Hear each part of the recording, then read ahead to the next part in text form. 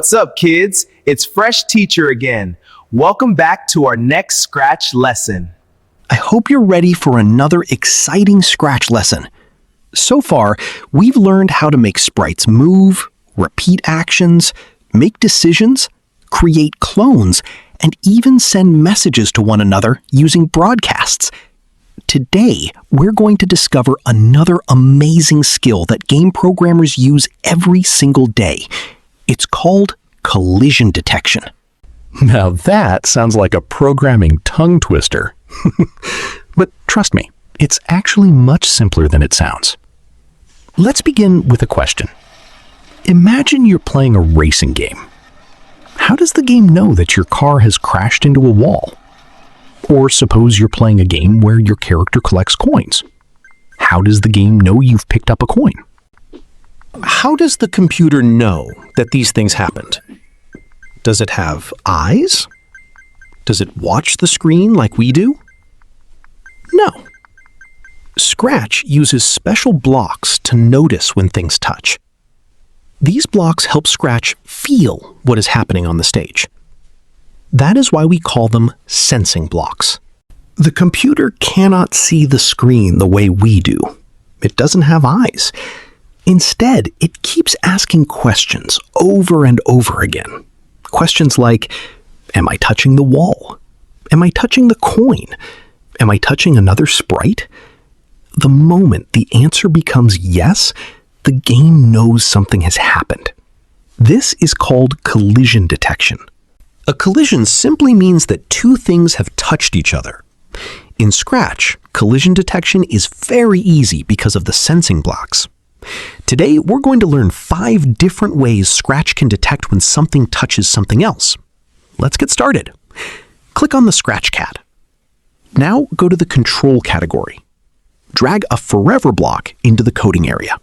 Why are we using a Forever block?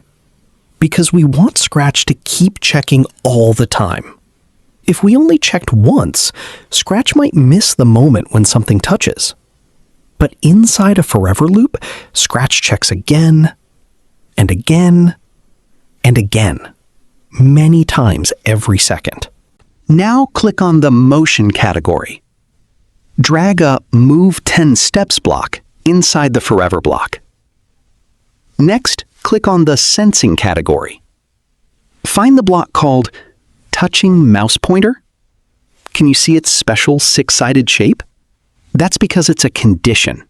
It can only answer one of 2 questions, yes or no.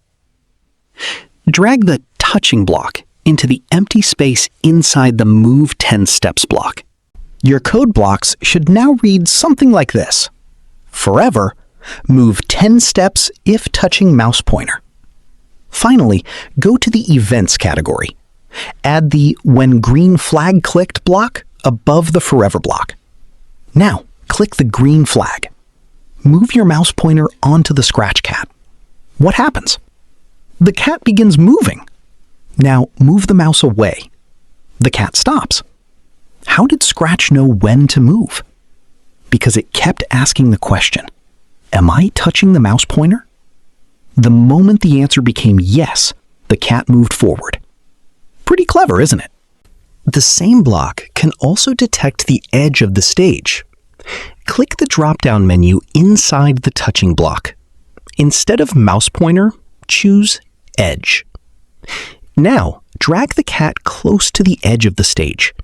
Click the green flag. As soon as the cat touches the edge, it moves. The only thing we changed was what Scratch was checking. Instead of asking, am I touching the mouse? It now asks, am I touching the edge? Now let's make 2 sprites interact. Click the Choose a Sprite button. Add a button sprite or any other sprite you like. Move it somewhere on the stage. Go back to the Scratch cat. Open the drop-down menu inside the touching block. This time, choose the new sprite. Click the green flag. Now, drag the cat until it touches the other sprite. The moment they touch, the cat moves. This is one of the most common ways games detect collisions. Imagine replacing the button with a coin, a football, a treasure chest, or an enemy. Whenever the player touches one of them, Scratch can make something exciting happen. Sometimes we don't want to detect another sprite. Instead, we want to detect a color. Perhaps a player should stop when they touch a red wall, or collect points when they reach a green area. Scratch can do that too. Delete the previous touching block. Now drag in touching color. Next, click on the stage. Open the Backdrops tab. Draw a large purple rectangle somewhere on the backdrop. Now return to the Scratch Cat. Click the colored square inside the touching color block. Use the eyedropper tool to select the same purple color you drew on the backdrop. Click the green flag. Move the cat onto the purple rectangle. As soon as it touches the purple area, it moves. Now let's try something even more powerful. Delete the previous sensing block.